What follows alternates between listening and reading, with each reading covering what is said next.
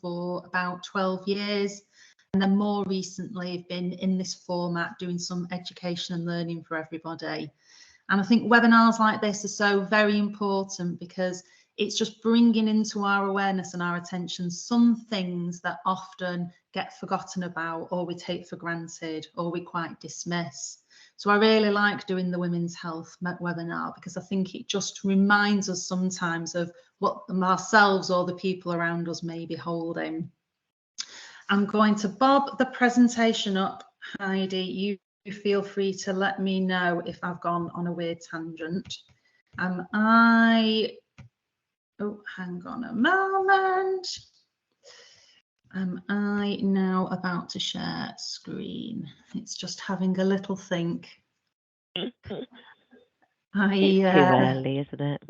Do you know what? I feel like I'm going to be getting myself a nice Costa or something in a moment to recover from.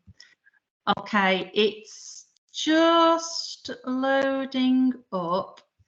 If it plays up in some way, Heidi, maybe you can share instead. Yeah, if there's any issues, I can pop it up. That's not a problem. Yeah, I'm not sure if there's just something in it that's quite big and it's very slow loading. Yeah, don't worry. What I'll do, Jo, I can share it, and then I'll just give you control, so that you can then do whatever you need to do. Perfect. Okay. So while Heidi's doing that, one of the things that I always try and reiterate is that there is issues that need real careful consideration with men's health, with women's health, with anyone who falls in an LGBTQ plus bracket. There are always considerations that we need to have. So whilst this is one specific cohort, we know that there's other presentations or there's other pockets of work out there around different groups. As we're going along, pop in on the chat box if there's anything that crops up for you. But what we're going to be doing is trying to focus really on things that perhaps might flag for us and then might be flagging for the people around us, so that it's just coming into our awareness. As with anything, you keep yourself safe. So if there's something here that's quite triggering for you or thought-provoking, absolutely own that. Make sure you feel comfortable. And be aware that there's support out there. So if anything really sits heavy, speaking to your wellbeing team, using EAP, whatever there might be, if something flags up for you and you think, actually, I want to give this a little bit more care and attention. So do I have control? I don't feel like... not letting you do. So just let me know when you want me to move on to the next slide, Jo, and I'll move it. Lovely. Okay, so we'll get started. So our objectives today is with regards to women's health. So understanding some of the stats around women's health, so why it's important for us to have this as a topic. Understanding the possible causes of what might be triggering these things. Understanding what we actually face when we're dealing with it. So we might identify something and we might think this is great, let's get some care and attention in, but actually we might not be able to do anything with that depending on the circumstances we're in. So where we go with the information that we have. Thinking about those struggles and thinking about yourself and your own mental health or the mental health of the people around you. So coming into the here and now of what's right for you. Let's move to the next slide. So for some of the stats, so 1 in 5 women have a common mental health problem, such as depression, anxiety, or we're going to put stress within there. So 1 in 5 women at any point will be holding some of those very common and at times low level symptoms, but that can be quite debilitating. If we then think that 1 in 4 women will have to be seeking treatment for depression at any one time. So if you look across your office, if you look across your friendship groups, potentially 1 in 4 people that you know at any time are receiving support for depression. And we like to kind of move low mood and depression into 2 different ideas. So depression being something where we would need to have that that extra support, potentially for some people through medication, through therapy, that place where we're really low, the chemicals in our brain aren't settled, we need extra support in. We also have low mood, which can be incredibly debilitating and can be something that rumbles along in the background for us, or can be reactionary to a situation that we're in. So they're slightly different, but there is overlaps, and they both need some care and attention in different ways. If we then think about that women are twice as likely to experience anxiety, especially OCD and phobias, and this makes up for 60% of the diagnosed anxieties within women. So a massive proportion of people at any time are feeling anxious. And when we think of anxiety, in life we will have general nerves, let's say. If I have an interview later in the week, if I have a big presentation coming up, I will have natural nerves that we would liken to going back to school in September when we were a child, where we think, goodness, who am I going to sit with? Who am I going to be my best friend? Have I got a new pencil case? We'll naturally have nerves. Anxiety is often where we escalate that. So our thoughts start to run away. So one thought can then build, and we can get to that point where we're quite debilitated by the thoughts that we're having. So being able to spot what is healthy nerves and actually what is turning into anxiety is really important, because we need to be able to nurture that within us. If you are somebody who's noticed that generally in life you get anxious, that's not a negative about your personality at all. It's just knowing yourself and knowing what you need to feel most comfortable. So if you ever find that your anxiety is starting to escalate, it's important to really nurture that. So to think, okay, so I know that I'm someone who quite often will live on the nerves, or will quite often be thinking about what's going to happen tomorrow, in a week, in a year. But it's when that becomes consuming that it can really exhaust us, and it's definitely worth getting some attention in, or some additional support. And then back to the stats. So 22 out of 1,000 women have a diagnosed phobia. And phobias in themselves can be very, very debilitating. So you will have people, the natural, I'm scared of spiders, I'm scared of snakes, whatever it might be that comes up for them. But phobias are very deep rooted. And whilst to the outside world it might feel irrational, if you have a phobia that you are carrying around, it can really control your thought process. It can really control your way of being. And the first off is often being quite kind to ourselves if we recognise that something has escalated. So if I'm somebody who doesn't like spiders, I'm aware that that's a dislike of mine. If suddenly I'm not going places, or I'm not seeing people because I associate there might be spiders there, it starts to take over my life. And really, I'd be encouraging where, if that's something you've identified in yourself, or something that you've identified in the people around you, the key for phobias is really coming at it from a place of kindness rather than shame, because people can feel very embarrassed about phobias. And actually, if we can normalise it, we can get support in place there so that we feel we can be acknowledged and we can be heard. Okay. Moving on, gender stereotypes. So this is us going to step back into the 80s. Have you got your mic on, Heidi, or is it somebody else? Don't worry. I'm just going to mute everybody. Yep. You have all the power and control there. I love it.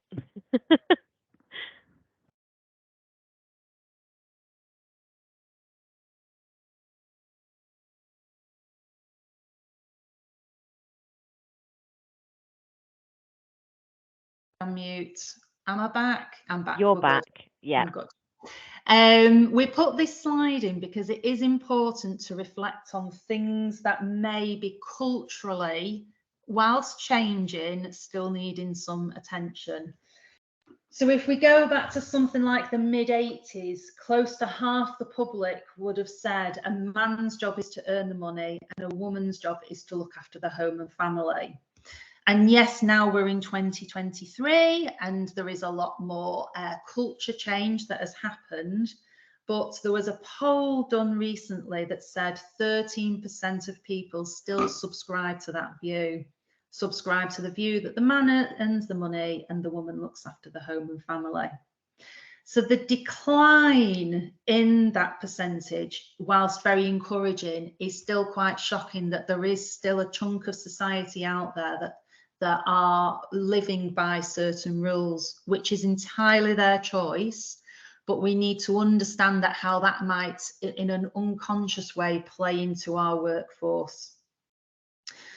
So is a gender stereotype is a generalized view or preconception about attributes or characteristics that are or ought to be possessed by women and men, or the roles that are or should be performed by women and men. And it's worth just taking a moment if that's something that you've experienced. So potentially you're in an environment where there's a very open culture and this is something that you feel you can challenge if you were to say. It might be you're in an environment where you can observe this happening, but you at times don't feel empowered to do anything about it. And sometimes the first step is just owning ourselves and seeing when this may or may not be playing out. A gender stereotype is therefore, we'll just go back, therefore harmful when it limits the capacity of women and men to develop their personal attributes or professional skills and to take decisions about their lives and their plans. So people can have their views, they are very, very open and should live their best lives. We need to see when that plays in and see actually when it impacts the people or the team that we work within. As a reminder, the so-called nuclear family norm of a married heterosexual couple bringing up their children with a traditional gender division of labour is increasingly under challenge, and rightly so. However, we have not seen the so-called gender revolution yet, and that's a term that your Caitlin Morans, your Jermaine Greers have been championing for years, where they talk about a gender revolution where there is an equal or balanced look at those roles and what normal actually means anymore. So it's a work in progress. So moving on and thinking back to some of how this might be affecting women's health. So we're aware of the impact on our mental health, on our stress, potential depression, potential anxiety, or why that might be flagging. Then coming on to things to consider of what ourselves or people around us may be experiencing.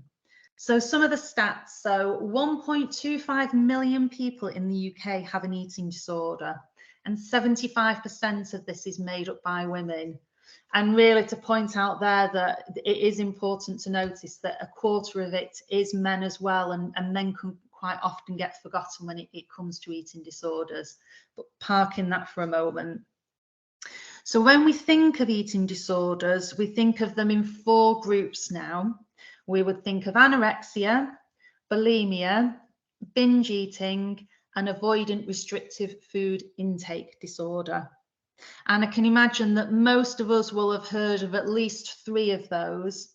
Avoidant restrictive food disorder is something that is a phrase that's becoming more widely used to understand how some people can live with food noise.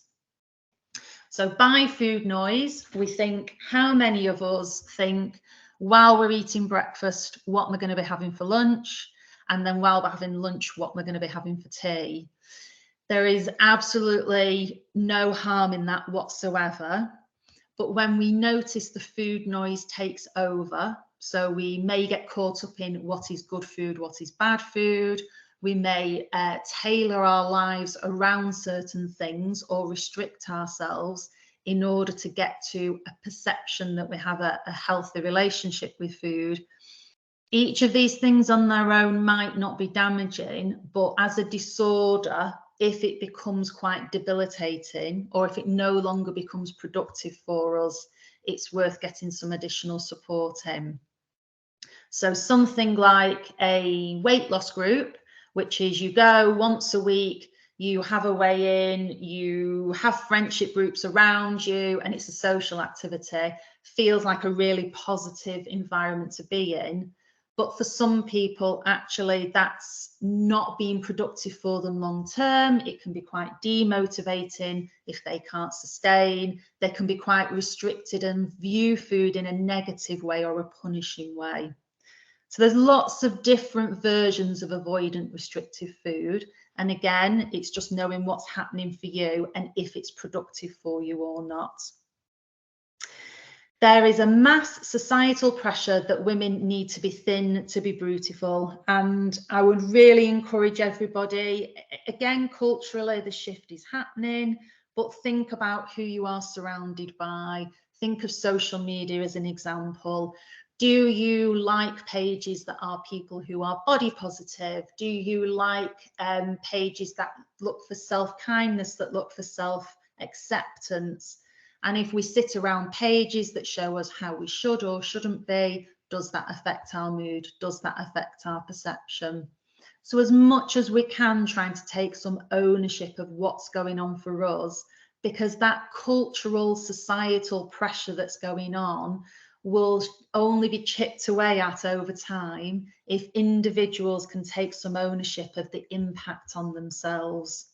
So absolutely, if you can, think about what impact society has on you, what beliefs you have about yourself based on what society's normal is, and then start to think about ways that actually you can adjust your version of normal, so that you're not caught up in something that's quite unachievable at times. If we then think of body confidence and the societal pressure that is present after having a baby, you will see some really quite damaging things out there which show people just what appears with a click of a fingers to return their life to normal having had a baby. And that isn't just physical, that can be quite damaging if we perceive that people have a baby and return to their life as normal and live an amazing picturesque life. If actually we're somebody who has a baby, doesn't recognize our body anymore, has a complete change in our setup and our approach to life, and feels absolutely lost. So not for everybody, but being really conscious that what goes on online, what potentially we see of people around, isn't necessarily true or valid. And even more reason for us to keep with us. What's happening for me? How do I feel about myself? And ultimately social media. So it can be a massive contributing factor as to why women feel these pressures compared to with each other. There's so much beauty on social media. It can get a bashing. And I just really encourage people, yes, there's a place for limiting your social media, and yes, there's a place for seeing what you get out of it. I would be more tailoring at what we look at. So being around the people that lift us up rather than around the people who drag us down, as a bit of a baseline rule.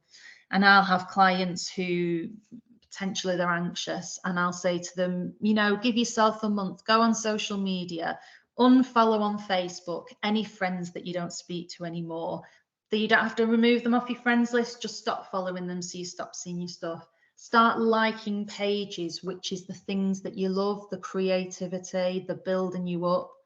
And the more that you can surround yourself by the people who lift us up, the less we get affected by that negativity when it's out there. Lovely stuff. Let's move on. So we're going to talk about perinatal depression, and we're just going to split that down into three. So by perinatal depression, we are thinking of a period of time that sometimes gets forgotten. So antenatal depression, so while you're pregnant, is very limited to how much it's talked about. There is a lot of research, people who've had a history of depression for a variety of reasons, that when they become pregnant, some of their coping skills, some of their self-perception is in some way unsettled. And why wouldn't it be? Because there's a big life change ahead. And it's really important for anyone who is pregnant, who's had a history of depression or anxiety, to make sure that the team looking after them, the midwives and the doctors, know, because it's absolutely not anything to be concerned about. It's just something to keep an eye on to see if there's any additional support to the changes that are happening hormonally and the changes that are happening to our circumstance. So being really mindful of antenatal depression, because at times that can quite easily be forgotten and people are just so excited. Oh, you're pregnant, this is amazing. We don't think to ask, how are you coping with this big change? Postnatal depression, so we would give a rough understanding of that being the first year after giving birth, is actually quite high stats. 10 to 15% of people will experience this for a variety of reasons, for the hormone changes we have, for the sleep deprivation, and actually for the massive shock to our system of having suddenly a little person to look after, or potentially in growing our family. There's multiple reasons why we may experience postnatal depression, and it's really, really important that we reach out. We talk about how we're feeling, we make sure that somebody supports us and that person follows us up. So even if it's speaking to a GP and then speaking into a GP again in a month, that GP will see where you were a month before and a month after to notice if symptoms are reducing or symptoms are increasing. And for yourself or your friends or your family or your colleagues, really being mindful of that shift that people who've had a baby experience and just checking out for them what's going on, just letting them know there is support there if they need it. Perinatal depression, so any time from becoming pregnant to around 1 year after giving birth, will affect 1 in 5 people. So look around your friendship groups, look around your team and think, 1 in 5 is quite high stats, and sometimes symptoms very mild and very well managed, but let's not play them down. Let's put something in place should they escalate and monitor. So moving on to symptoms of the perinatal depression. So things to watch out for if this is yourself, or to watch out for in the people around you. May feel down, upset, tearful, may feel restless, agitated or irritated, may feel guilty, worthless and down on themselves, empty and numb, isolated and unable to relate to people, finding no pleasure in life or things enjoyed, a sense of unreality and no self-confidence or self-esteem. And the reason why we highlight these, oh, there's something popped on your screen, Heidi. We highlight this because often people are so very naturally consumed with the baby that's either coming or has come, we forget to watch out for these things. And people can feel shame, people can feel guilt. I should be enjoying this time. I should be grateful that I have a child. And we can be twice as hard on ourselves, twice as critical. So really watching out for these signs is important, because we want to nurture that and make sure it doesn't grow. Moving down.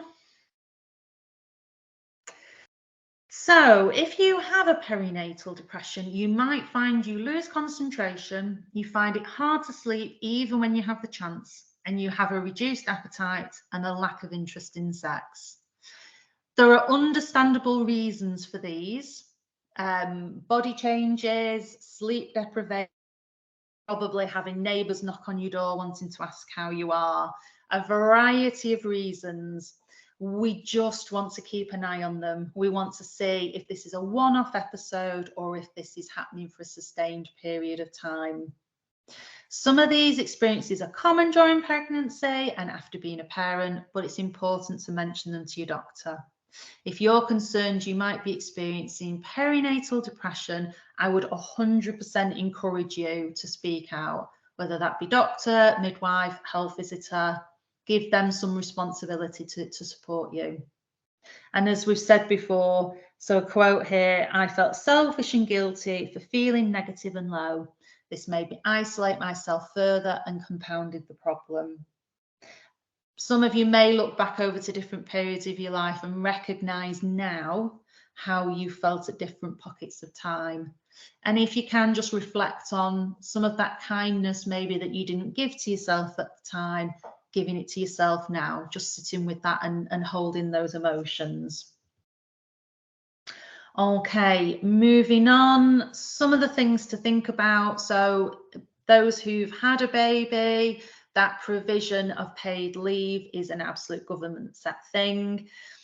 The law has changed and there is differing guidance depending on your organisations, but ultimately parental leave is only 1 or 2 weeks. Having access to shared parental leave is very, very common in Europe now. I have a friend in Germany who runs a business, who's currently pregnant. Her plan is she's going to take a month off and her partner will be taking 11 months off. So they're going to share that between them. Not everybody has the luxury for that, but just being aware that being away from the workforce can have its own issues. We might absolutely want to take that year and bloody love that year and soak it all up and make the best of where we're at.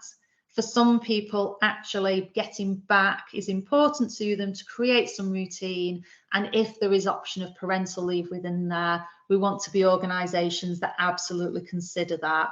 Looking around where you work, just knowing what the options are for some people. Lovely stuff. Okay. So moving on, we're going to start with the menopause. Okay. When we think of hormones, lots of information is out there. I'd really encourage you to think of your own experience or experience of people that you know. So that natural shift in our hormones that we have. PMS, very common amongst women, and symptoms including those mood swings, anxiety, irritability. PMS is more and more talked about. I get really cross of how it, for a long time, it was almost joked about or excused. There's some really good apps, there's some really good information out there that I would encourage people to use to track some of the symptoms. The more awareness we've got of our patterns, of what may or may be going on for us hormonally, means that we're in a better position to either prepare for it or be kinder to it when it happens. So anyone you know that in their cycle will have a surge of hormones and it is affecting them, they're falling out with people, they're tired, whatever it is that might be going on, really think about a tracking system, because if we track it, we validate it, and that validation is essential for us to be able to nurture and be kind rather than be cross and punishing. Society has a negative view around women and their periods, and it's expressed in the media, television and film. I would like to say that that is a slow progress, that we are normalising conversations more, but we need to be mindful not everybody is ready for those conversations. So just being aware that we need to know where we are with it, be comfortable, be open as you can, never make yourself feel vulnerable, but talking about normalising these conversations can really help us and help others. PMDD, so I always want to get my words right on this. So premenstrual dysphoric disorder is becoming more and more considered in the medical realm. So people suffering from PMDD have very extreme reactions with their hormones. There's a lot of research at the moment around particularly women with potentially ADHD or a diagnosis having more of a PMDD reaction to their hormones than a PMS reaction. To drill down it on a bit more, we're talking about the same kind of symptoms, but them escalating a lot faster or disproportionately to a traditional PMS approach.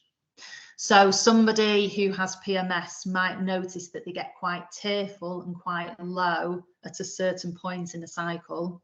Someone with PMDD might get tearful, low and suicidal.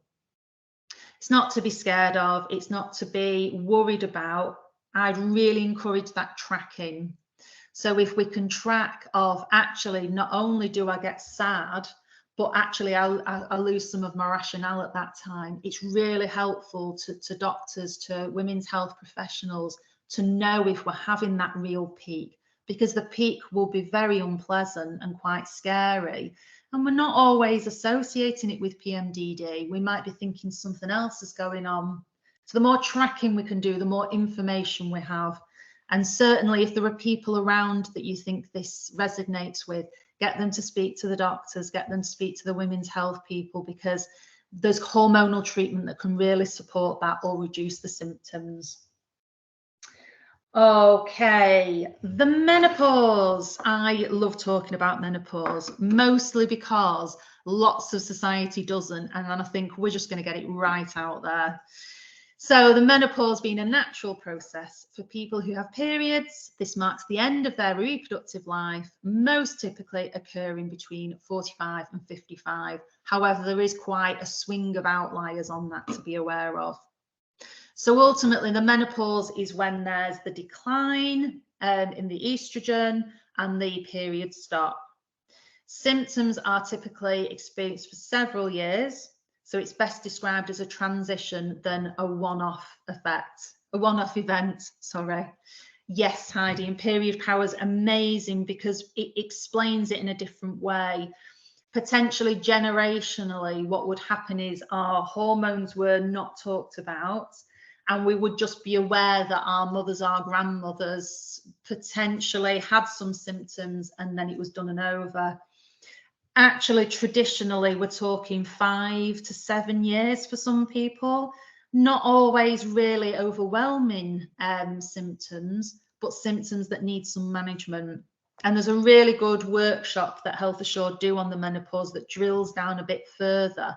Good understanding for what may be happening for some of us, but good understanding for the impact on our team should that occur. So the more we can normalise the conversation and be aware that, yes, for some people, very few symptoms. We go through, we're aware our periods have stopped, we've noticed a few slight changes, and then amazing, we're into the next chapter of our lives. For some people, it can be quite a lengthy cycle, and those symptoms can be quite debilitating. So being mindful of that in the people around us. Moving down. Perimenopause. So if we think of that menopause being that periods ultimately have stopped for a year, so we would define someone as menopausal if they've not had, if we would define someone as going through menopause if they have not had a period for a year. I'm going to come back to that slightly in a moment. But perimenopausal is that bit before, so 4 to 6 years, some people just a year, some people 12. Our periods will wind down, we'll notice them being less regular. We might start to see the menopausal symptoms dropping in. At times we'll have hormonal chaos, and that always amuses me because that's exactly what it is. We'll look at hormones in a moment. So our estrogen will go swinging erratically from high to low and back again. So we'll feel in somewhat unsettled by that. Our emotions potentially will follow. The ovaries are running out of eggs. The ovulation release might start to change, so we might end up having periods more often. For some people, ovulation stops, but we'd still be classed as perimenopausal because we've not had that 1 year sign off almost. So moving on to look at the hormones. When you're ready. So the 3 to think about that need a careful balance, let's say. Estrogen is fluctuating in menopause, falling at times by 90%. So if you think for some people who have generally been stable, potentially changes when we've had babies, etc., to have that rapid decline in a hormone has a shock to our body and at times our emotions. Progesterone decreases when ovulation occurs. So we have our estrogen dropping, Our progesteron's decreasing when we're having periods, but ultimately as that stops, the progesterone starts to shoot up. And the testosterone decreases at times by half, which we start some of the other emotions and other hormones that are playing out.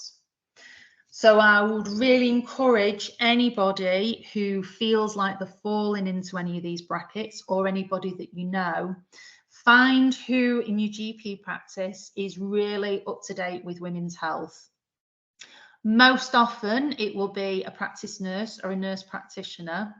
And what they will do is they will look at you as a whole. We're going to call it patient-centered approach, because there's no one way that will be the cure, the fix, the solution. It's somebody being able to look at where your hormones may be at and look at what balance. Things like HRT, things like testosterone gel, things like using exercise to treat some of the hormone surges. There's not one right or wrong answer, but finding someone who's really clued up and in the know and knows all the options is essential. And I am a massive, passionate fan of GPs. I've worked in GP practices for years, but I always say to everybody, you have access to more than one person in a practice. And if you go, you don't felt particularly understood, or you don't get the outcome you want, you go back and speak to somebody else. Might be a nightmare to get an appointment, but better to wait and get that second opinion if you're just not settled on the right approach for you. So thinking of yourself, thinking of the people around, and thinking if anyone's going through this fluctuation at any period of time, it's no wonder it might impact them within work, within their family, within their friends. Really being mindful of that. Okie coke. So we've thought about some of the impact on our mental health. We've thought about some of the impact on our hormones. Now we're going to think about some of the socio-economic factors. So things that we need to consider may be slightly different for women in the workplace. For example, some recent research found that the average weekly pay for women in full-time work is £545 compared to men's, which is £619. I would be really encouraged to see that figure just creep up over time. The conversations are being had, but it's important to make sure those conversations are kept going. Only 17% of small to medium businesses are run or owned by women, which feels quite shockingly low. I do lots of work with different startup agencies, and they are predominantly male-based, which I think is quite bizarre to me that we're in 2023 and it's still a very male environment. So looking at actually why it is that women don't feel they can put themselves out there, take that risk, do a startup. Around 4 times more men are in the higher earning jobs. Stats that has not changed any time recently, which is very disappointing. Thinking that women take potentially 6 to 12 months of maternity leave, then go back to work, are then expected to take on the same pressures they did before having the baby. Sometimes the business need is such that that can't be allowed for, but ultimately thinking about yourself, what's best for you, how do you manage your energy levels, how do you manage your time, how do you split yourself 20 different ways at times. Black women face a concrete ceiling when it comes to ASA progression. And there's a whole slideshow, there's a whole presentation on this alone about different pockets of inequality that's out there. Really disappointing and shocking. Black women are underrepresented in the workplace, and ultimately lots of evidence of facing microaggressions and having limited support. So all we can do in these circumstances is highlight when we see it, be supportive, keep banging the drum for that equality when we realise it's not existing. Moving on to domestic and sexual violence. So being aware that 1 in 3 women experience domestic or sexual violence from 2000 to 2018 across 161 countries. The stats for the pandemic haven't been finalised, but I would suspect that that has increased, sadly, over the last couple of years. So 1/3 of women experiencing this kind of abuse. It feels quite shocking, and what's also sad is how very hidden it is. Thinking about ourselves, and actually if that's something that is triggering for us or something that we recognise, ultimately thinking, why has that become acceptable? What's within my control? If it's something that I'm experiencing, what can I do about it? What support can I put in place? Not being shy of gently seeing people around us and seeing if it's something we see in others. It's not for us to fix in that circumstance, it's for us to offer support. So being really aware of those high stats and thinking often it is 1 in 3 because it's very, very hidden. This can explain some of the higher anxiety that women face. The government found that women's health was affected more in lockdowns, and sexual and physical abuse can have a devastating impact on people's mental health. This is especially true if no help is sought. And it's really just knowing what we can do within that. Knowing that if it's something we're experiencing, actually we're worth more, we deserve more. Talking to people, ringing the helpline, speaking to friends, speaking to family, just finding somebody that we can feel slightly vulnerable with so that we could just share a bit and take some support. Or just being open to the people around us, knowing that we can be that support in a non-judgmental way if it might just affect change in that very small moment. Okay, Coke. So we're going to move on now, whistle stop tour, over to supporting yourself.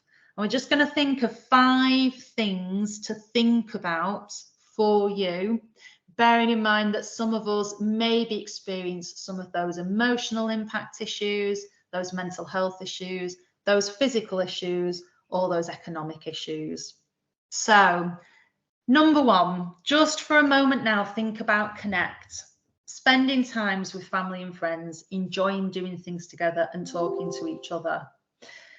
Just take a moment to think about that and think about when you're not a partner, when you're not a mom, a daughter, a sister, I think we've got a couple of men on, if we're not a husband, a dad, a brother, a sister, when we're not a work colleague, when we're not a friend, if we take all those roles away from us, who is the person that is left and how much attention is that person getting?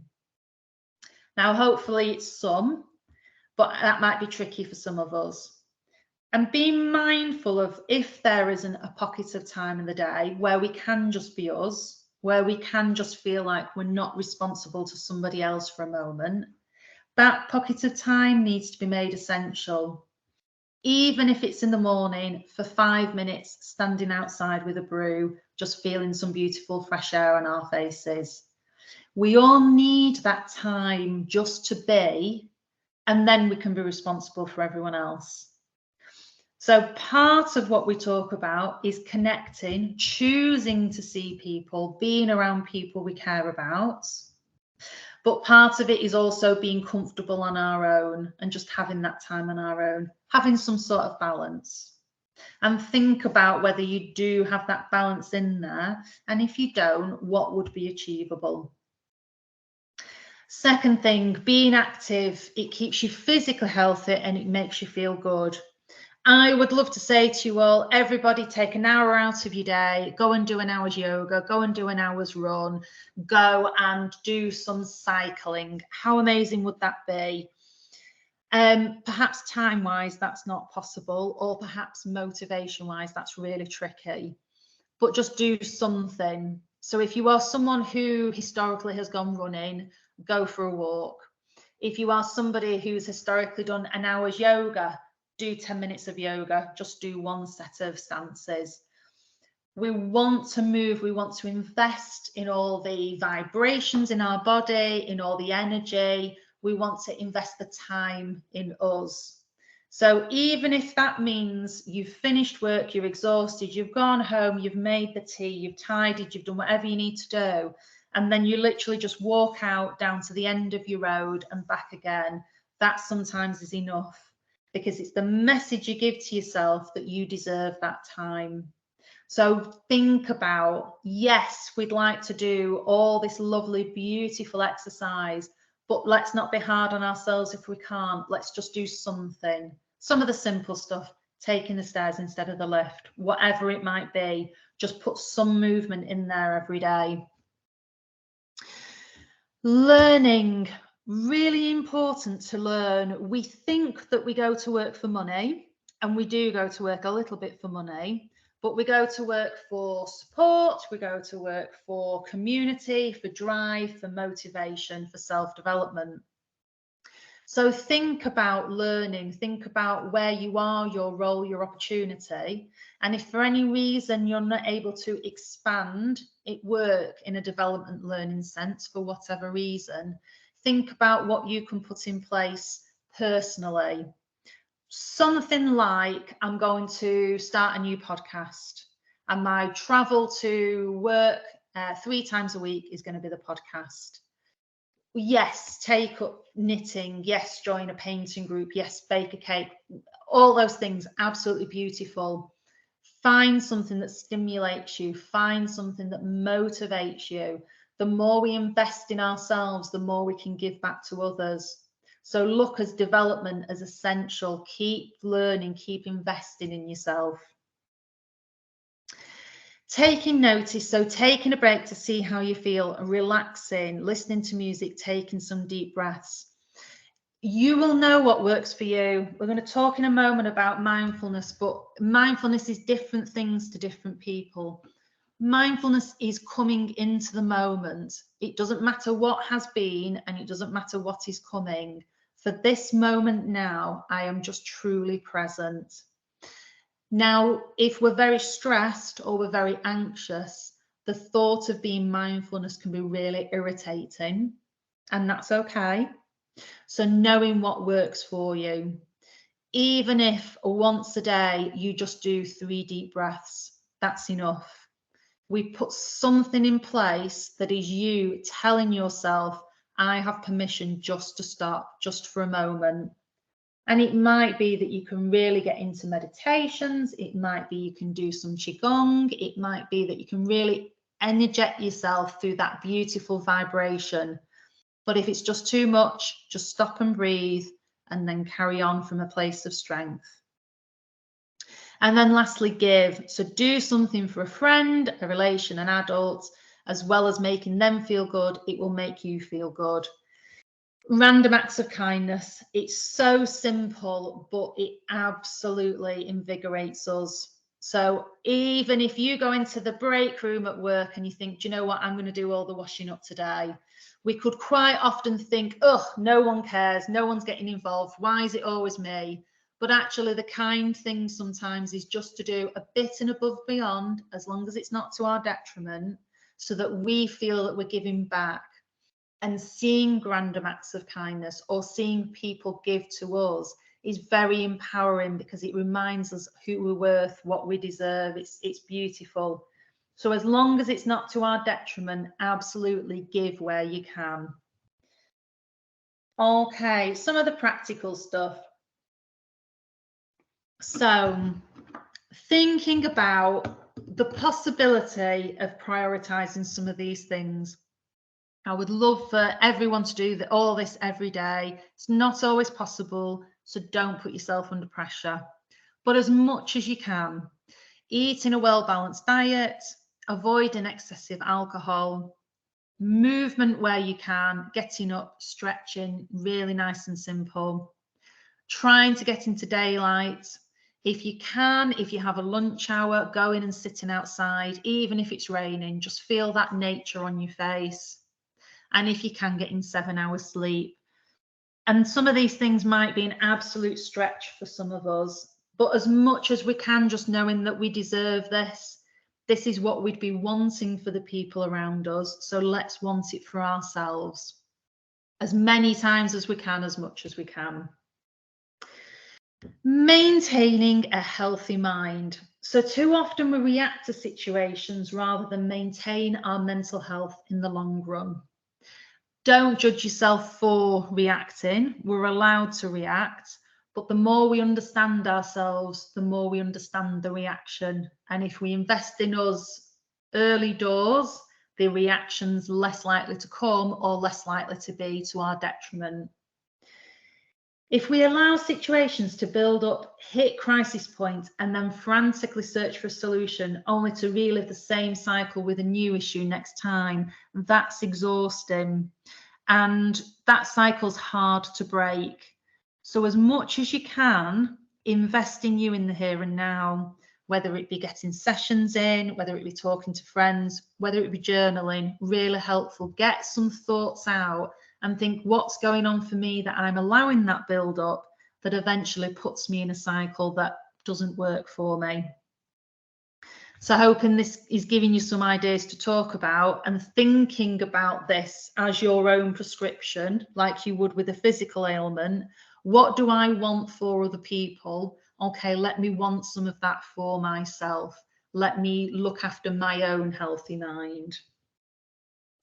Okay, we're going to do just a slightly different breathing technique, just being mindful of the time. So you know where you are, your circumstances. It would be lovely if you're comfortable to put both your feet flat on the floor. Put your hands either on your thighs or on the arms of your chair. And if it feels comfortable, close your eyes and do a deep breath in. And breathe out. And again, breathe in. And breathe out. And last time, biggest breath you've done yet today, breathe in. And breathe out with a sigh. And then just sit there for a moment with your eyes closed and just take your attention to somewhere in your body that you feel is trying to tell you something. So for some of you sitting at a computer, it might be your neck. For some of us who have creaky knees, it might be your knees. For some people who have stomach issues, maybe it's around the tummy. Don't overthink it. Just do a nice deep breath in again and just think, where does your mind and your body want to go to? And if you've not managed to find somewhere, just take it to your heart. And then now take a deep breath in and breathe out. And wherever you're focusing on, just take a moment to think about how that feels. Does it feel irritated? Does it feel painful? Does it feel settled and content? And don't think too much about why we're feeling these things. Just notice it. Just give it some attention. And now what I want you to do is take a really deep breath in and breathe out, imagining that area that you've considered. And we're imagining that as our breath leads our body, we're just sending some energy to wherever that place is we focused on. So we're going to do that 2 more times. Breathe in. And focusing on that part of our body, breathe out. And we're just breathing relaxation into that space. And 1 more time, breathe in. With all that love and care, breathe into that space in your body. And when you're ready, just open your eyes and come back to all of us. And that's a really simple technique that sometimes I'll say to clients in times of stress or anxiety or overwhelm. Just take yourself somewhere, focus on a part of your body and do some deep breathing into it. It comes into our bodies, it comes into our minds, it makes us more aware of if we're having pain, if we're having unsettledness, but it comes at it from a place of kindness. Not, why is my neck so tense? Okay, neck, you're tense. Let me just breathe into you for a moment. So lots of different breathing and relaxation techniques out there, but this is one just to come back to if it might be helpful to you. Okay. So mindfulness being a way of helping our well-being. So as much as we can, reducing anxiety. It's a proven stress reduction. Research has shown that it reduces the impact of chronic pain, can help reduce drug and alcohol dependency, and studies have proven that it bolsters the immune system, helping us fight coughs and colds. Think about mindfulness as a very personal approach. So for some people, meditation is mindfulness, but for some people, watching a box set is mindfulness. What you're trying to do is park your thoughts to just stay in the here and now and play around with what doesn't work for you to find what does work for you. Because the more we can just sit in the moment, the more we can really reduce any stress and anxiety and just empower ourselves to whatever we need at that time. Okay. Moving on, there's some grounding techniques that we can do, which is really simple. In your own time, just find yourself some space and then think about 5, 4, 3, 2, 1. Just really concentrate in a nice quiet space. What are 5 things I can see? What are 4 things I can feel? 3 things I can hear? 2 that I can smell? And say 1 good thing about yourself. And it is a mindful exercise. It is really, really encouraging to come into the moment, that what we're doing is focusing to our surroundings, to where we're at. So that's really helpful in times of panic, just to be able to 5, 4, 3, 2, 1. If we go, you'll all have access to the app. I'd highly recommend you get My Healthy Advantage. There's some really good mood trackers on there, some really good webinars, lots to look at. There's also things like Headspace, Calm, the Mindfulness app, or books like Mark Williams, very famous, The Mindful Workplace, Even Colouring books, Emma Farron's. So knowing what's out there, finding what works for you. And then, as always, you have access to the EAP.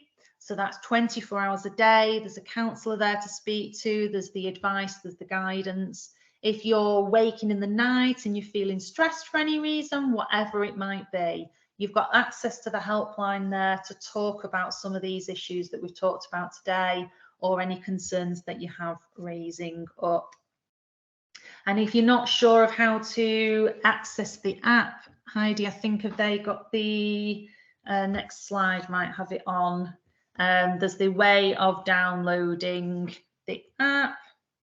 There's EAP. Yes, there's the app there. So if you've not already got it, blue background, smiley face, pop your code in, you'll be able to access any of these different mood trackers, any of these different ways, so that you can start to become more aware of yourself and what's going on.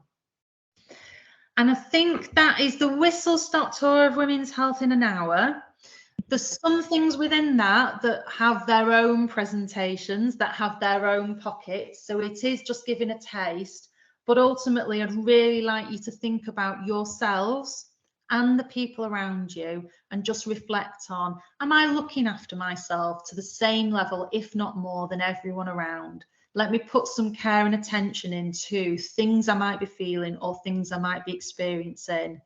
And if for any reason you don't feel settled or things don't feel right, you take support. You talk to family, you talk to friends, ring AAP, whatever it might be, you get the right thing in place for you, because that's what you deserve. Okay, thank you, everybody. Is that all good, Heidi? Perfect. No, thank you so much, Jo. Thank you so much. And thank you, everyone, for joining us. Yeah, thank you so much, Jo. Really enjoyed it. Took a lot from it. So thank you. Thank you, everyone. You have a lovely rest of day. Thanks. Bye, Jo. Bye, everyone.